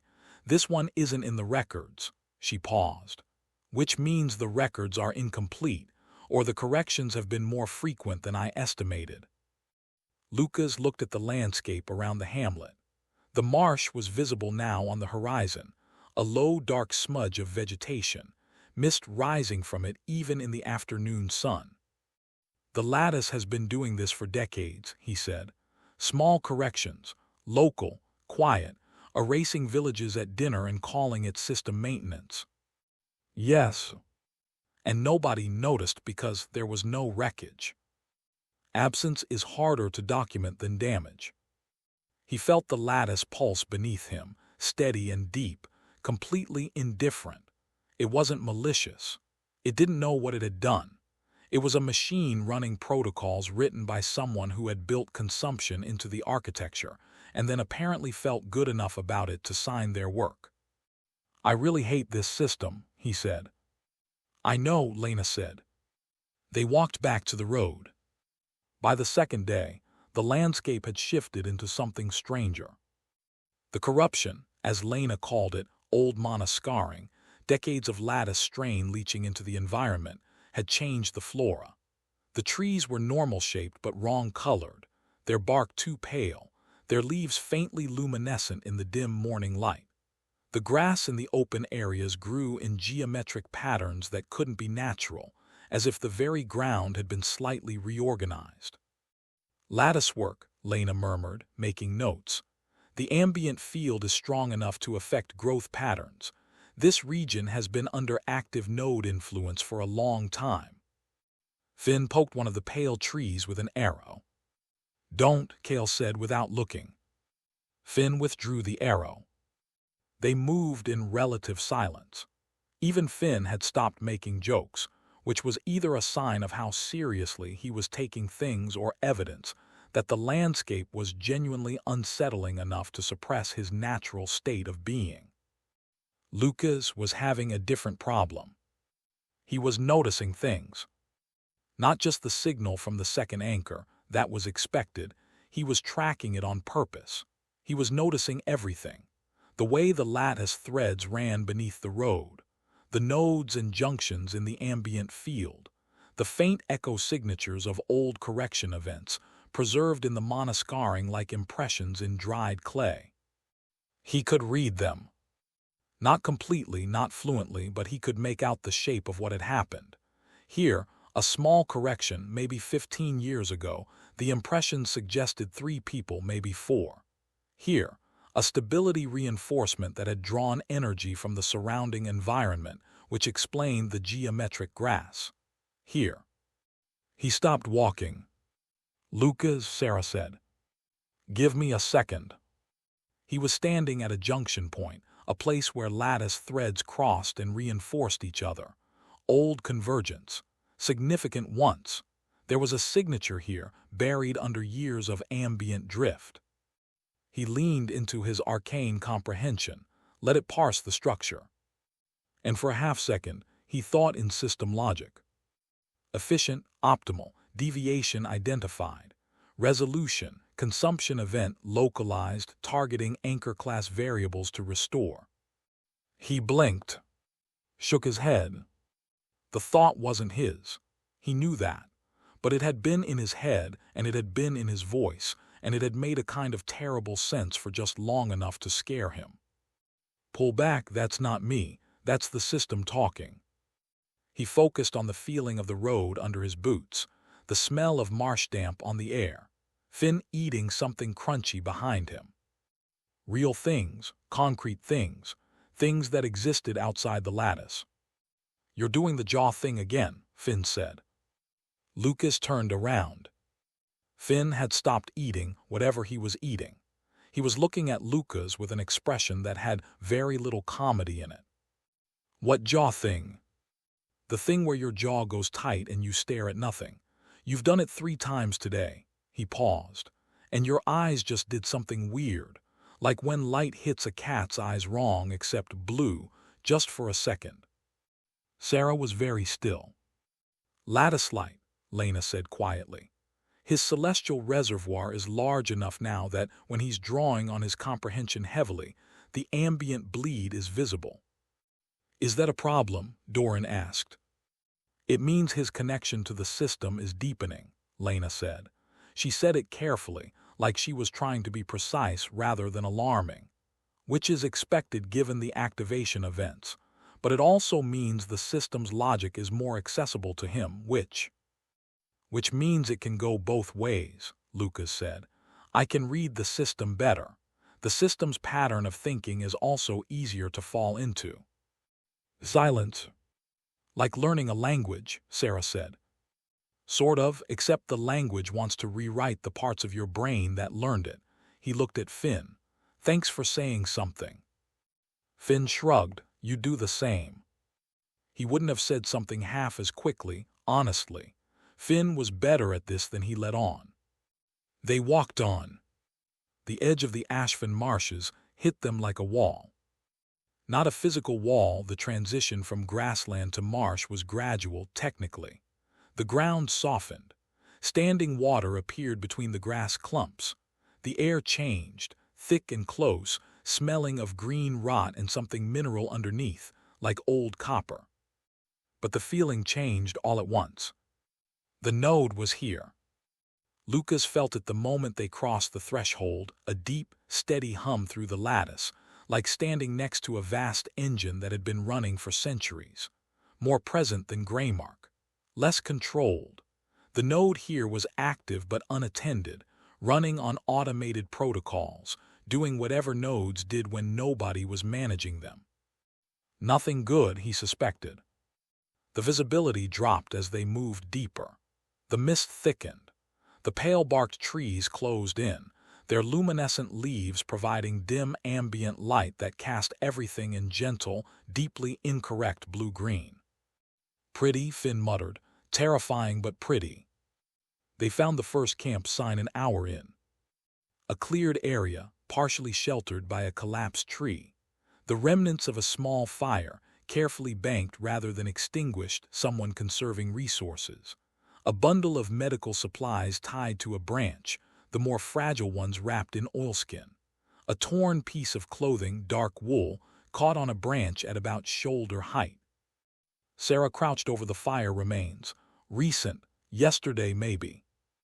Kale examined the medical supplies. Burn treatment. Lattice burns, specifically. I've seen this configuration before from field reports. Someone has been treating themselves in the field, with some knowledge of what they're dealing with but limited supplies. They've been running a while, Doran said, reading the campsite the way he read everything with patient attention. More than one camp, I'd say. They move every day or two. Don't stay anywhere long enough to get comfortable. Lucas was barely listening. He was tracking. The signal was close. Very close. 50 yards, maybe less, moving with the careful economy of someone who had learned to be quiet and was scared of standing still. Still terrified. He could feel it clearly now, the texture of it.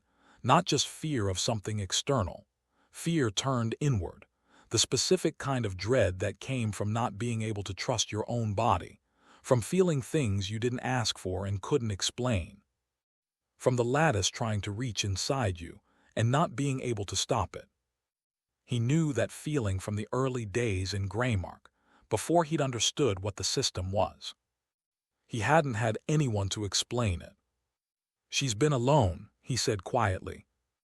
Sarah said. I don't know why I said that, he frowned. Was the lattice giving him information or was he filling in blanks? He couldn't tell. Close, very close, can we quietly? They moved carefully through the marsh. The node hummed beneath them. The mist pressed in. Somewhere overhead, something that was not quite a bird made a sound in the pale-lit trees. Lucas followed the signal. Around a stand of half-submerged trees, through a gap in what had once been a stone wall now mostly sunk into the marsh, and a building. Old, pre-collapse architecture, he thought. Though he couldn't have said why he recognized it. The stonework was a type he'd seen in the guild's older records, that specific lattice relay style, functional geometry, mana-efficient design. The building itself was mostly intact, walls standing, roof partially collapsed.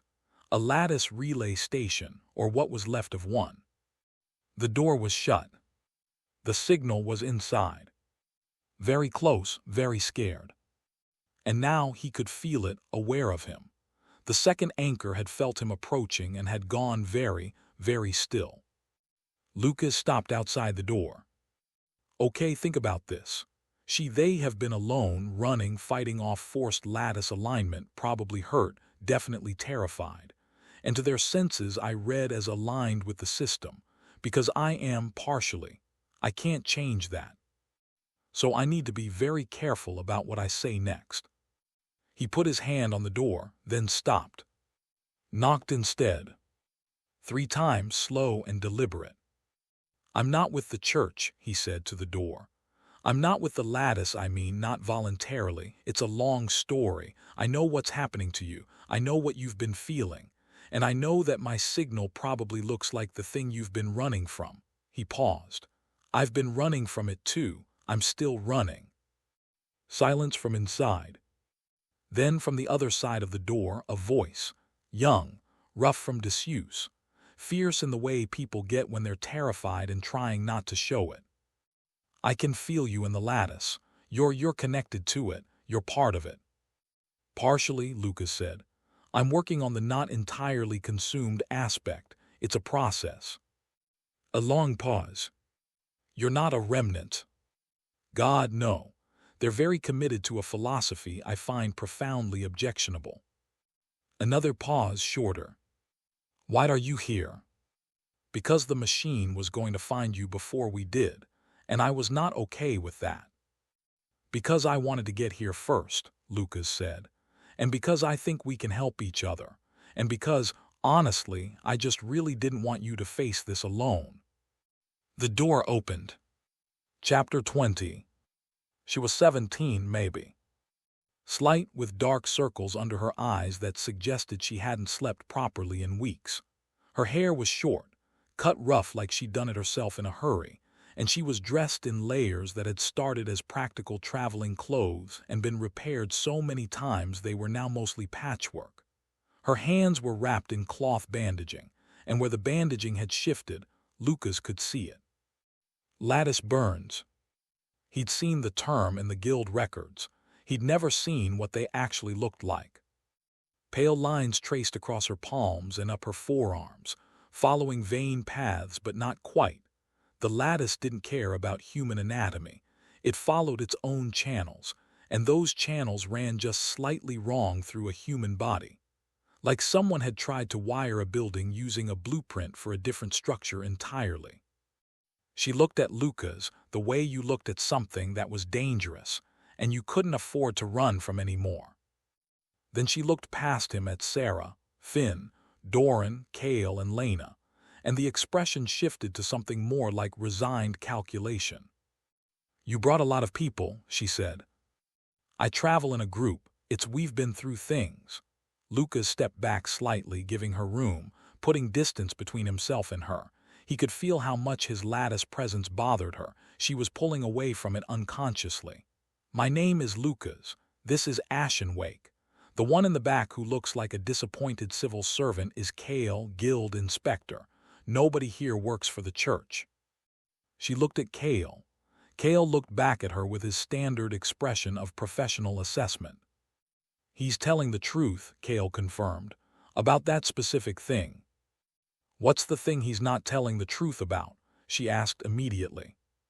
Kale actually paused, almost imperceptibly, but Lucas caught it. He's a significant threat to established power structures, and traveling with him is objectively hazardous, Kale said. But I haven't found a reason to lie about it. The girl's eyes moved back to Lucas. Something in the wariness changed, not gone, but recalibrated. Myra, she said, Myra Voss. What happened? Sarah asked, gentle and direct. Myra's jaw tightened, not ready yet, still calculating whether this was safe. Lucas sat down on a piece of fallen masonry, below her eye level, unthreatening as possible. Where are you from? Ashwick, she said it like the word hurt. Small place, about 4 hours east of here along the marsh edge. It was small, she stopped. He waited. 3 weeks ago, part of it just wasn't there anymore. In the morning, half the houses, 12 people. She was very controlled when she said it. The kind of control that came from having already finished the part where you broke down about it and having decided that falling apart again wasn't something you could afford. My neighbor, 3 of her children, the blacksmith, people I'd known my whole life, and the houses they lived in. And the particular way the light came through the gap between the bakery and the mill in the morning. She stopped again. Just gone. No warning, no disaster, just gone. But you survived, Lucas said. I survived because the lattice decided I was more useful as something else. The bitterness in her voice was careful, controlled. I felt it when it happened. I woke up that morning and I could feel something trying to reach into me, like a hand trying to rearrange my insides, and the houses just stopped existing. She held up her bandaged hands. I fought it. I didn't know what it was, I just knew I didn't want it. And it backed off, but it keeps coming back. Every time I get close to that feeling in the ground, the humming. The node, Lucas said. The node, she agreed flatly. Every time I'm near it, it tries again. So I've been moving, trying to get far enough away, but it's everywhere out here. A pause. I couldn't figure out why it wouldn't just stop, why it wouldn't just treat me like the others. Because you're an anchor, Lucas said. Same as me. The lattice recognizes us. It wants to use us. It's a whole conversation, and I have it regularly with everyone in this group, but the short version is, you're not broken, you're not cursed, you're not being punished. You're a person who was born with a specific kind of resonance and a machine that was built without ethics noticed. Myra was quiet for a moment. Then you're really connected to it. When you walked up, you felt like the lattice, walking around in a person's shape. I know, I'm sorry, I can't help that part. Can I trust you anyway? It was a real question, not rhetorical. She genuinely wanted the answer. I can't promise the system won't try to consume both of us eventually, Lucas said. I can't promise the next few weeks will be safe or easy. I can promise I won't let it take you without a fight, and that I'm actively trying to find a way to break the consumption architecture entirely. But I won't lie to you about the danger. She looked at him for a long time. Okay, she said finally. That's a better answer than I expected. Lena examined Myra's burns with the precise, careful attention she gave to everything important. The verdict was not good. The forced alignment attempts are damaging the connection between her natural mana channels and her anchor resonance, Lena explained, laying out her findings in that particular tone she used when she was being clear about something she wished she could soften. Essentially, the lattice is trying to install connections she hasn't consented to, and when she fights it, the conflict damages the tissue around her existing channels. How bad? Sarah asked. She's been managing it for 3 weeks. She can manage it for longer, but without treatment or stabilization, the damage will accumulate to the point where the channel structure starts to fail. Lena looked at Myra, which would also affect her general mana capacity, possibly permanently. Define treatment, Myra said, with the tone of someone who had learned to get specifics immediately. Either I teach you a suppression technique that dampens the lattice's ability to reach your channels, which will take time and will drain your natural reserves, or... Lena looked at Lucas. He'd been thinking about it since Lena started talking. I can shield you, he said. Through the lattice. I'm registered with the system. It treats me as an authorized variable. If I put myself between you and the node's alignment protocols, it'll route the pressure through me instead. Will that hurt you? Sarah asked. Probably, Lucas said. It'll drain my reservoir, and it's not a permanent solution, but it'll give Myra time to breathe and give Lena time to actually work on a real answer. Myra looked at him. Why would you do that? Because the alternative is watching the system hurt you and deciding that's not my problem. I've tried that attitude with other things. It doesn't stick. She held his gaze for a moment, then she nodded. He sat across from her and reached into the lattice. Not taking, not drawing power, just positioning, inserting himself into the signal path between the node's alignment protocols and Myra's anchor resonance. Hey, yeah, I'm here, focus on me. The lattice didn't have attention. It didn't have preferences, but it had pathways, and he was now the more registered pathway, and the alignment pressure that had been hammering against Myra's channels redirected toward him. It wasn't pleasant. It felt like standing in a river current that wanted to reshape you into a bridge. He breathed through it. His reservoir absorbed the excess, that vast, continuously filling pool of celestial energy that Illyria had given him, which he'd started thinking of less as a gift and more as an extremely overbuilt buffer, specifically designed for this kind of stupid situation. Across from him, Myra exhaled. For the first time in, she'd said 3 weeks, the pressure stopped. She sat very still for a moment, like someone waiting for something awful to start again. It didn't. Oh, she said quietly. Lucas nodded. That's what it's supposed to feel like, quiet. Yeah. She sat there in the quiet for a while. He let her. An hour later, Myra was talking. Not easily, she was not. He was pretty sure. Someone who had ever been naturally forthcoming. But she had the specific energy of someone who had been carrying something alone for too long and had found, for the first time, people who could actually understand the weight of it. When it tried to align me, she said, the first time I saw things, not dreams, more like flashes, images, like someone was broadcasting and I was picking up the signal without meaning to. What kind of images? Lena asked, pen already in hand. The lattice itself sometimes. The structure of it, I didn't know what I was looking at then, but now I think I do. Node patterns, connection points. She paused. And other things, older, like memories of something that happened a long time ago except not mine. The historical records in the nodes, Lena murmured. The third remnant told Lucas each node contained records. You were accessing them without knowing it. There was one image that kept coming back. Myra looked at her wrapped hands. Every time the alignment tried to take hold, right at the edge of it, the last thing I'd see before I managed to fight it off. She was quiet for a moment. A face. The hairs on the back of Lucas's neck stood up. The same face every time, he asked. Every time just watching. Not angry, not threatening, just watching and smiling. The fire they'd made in the corner of the relay station crackled. Outside, the marsh was quiet. What did he look like? Lena asked. Myra described the face. Old but not aged, the kind of old that came from decision rather than time. Eyes that were too interested.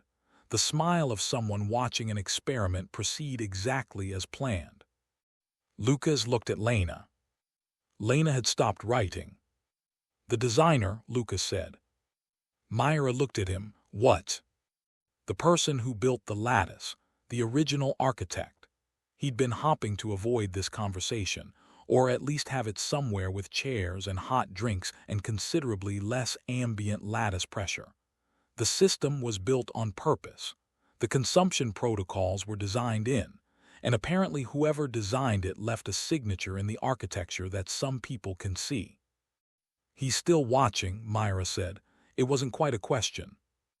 "The third remnant said the designer left records because they were proud of their work," Lucas said. "So probably yes." The marsh was quiet. "He smiled," Myra said, "every time like he was happy to see me." Lucas opened his mouth to say something. "Some version of that's deeply unsettling, and we're going to do something about it," when the ground moved. Not an earthquake. The node. The deep hum that had been constant in background suddenly surged, a wave of lattice pressure rolling outward from beneath them, resonating through the stonework of the relay station, through the marsh water outside, through the soles of Lucas's boots and up through his entire body. He felt it through the lattice a half-second before he heard it. Both of them heard it. Lucas and Myra, simultaneously, two anchors sitting in a marsh above an active node, both connected to the system. The voice was not a voice. It was the system's own signal language, the deep architecture layer communication he'd heard before at Greymark and Valemark, but it had never been this loud, this clear, this. Deliberate. Alignment sequence initiated.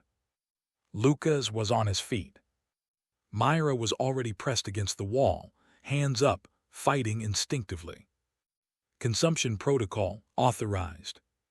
"Someone activated it," Lena said, very quickly, her voice tight. "Not passive resonance, this is an intentional trigger sequence. Someone remotely authorized a consumption event." "Can you tell who?" "No, but it's through the official Lattice Authority channels." She looked at him. "Someone who knows the system well enough to authorize a consumption protocol remotely, using correct credentials." The node beneath them hummed and deepened, and Lucas threw himself back into the lattice shielding position between the system and Myra. But the pressure was different now, not the background persistence of automated alignment. This was directed, focused, building towards something. The machine was awake. Someone had turned it on. On purpose. "Who has that kind of access?" Sarah asked, hand on her spear. Kale's voice from the door, scanning the marsh outside. "Someone with architectural-level knowledge of the lattice." "A remnant?" Doran asked.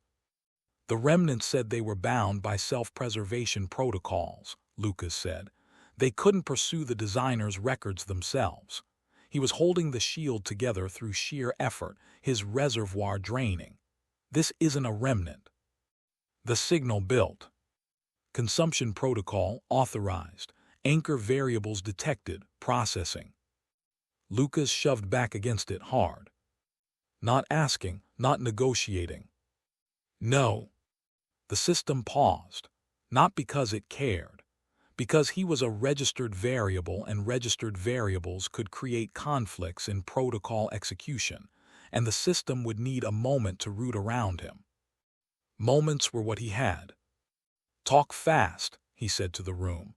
"Because I can delay this, but I cannot stop it from here, and whoever just turned the machine on, they knew we were here. They knew we were both here." The fire crackled. Myra's back was against the wall, and her eyes were lit with that specific blue-white light that he now recognized, from the outside, as lattice resonance in an unshielded anchor under pressure. She looked at him. He looked at her. Two anchors, one machine, and somewhere in the architecture of the oldest system in the world, a face with a smile like a man watching an experiment succeed. "The designer is still watching," Myra had said. Happy to see her. Happy to see them both. "What are you building this time?"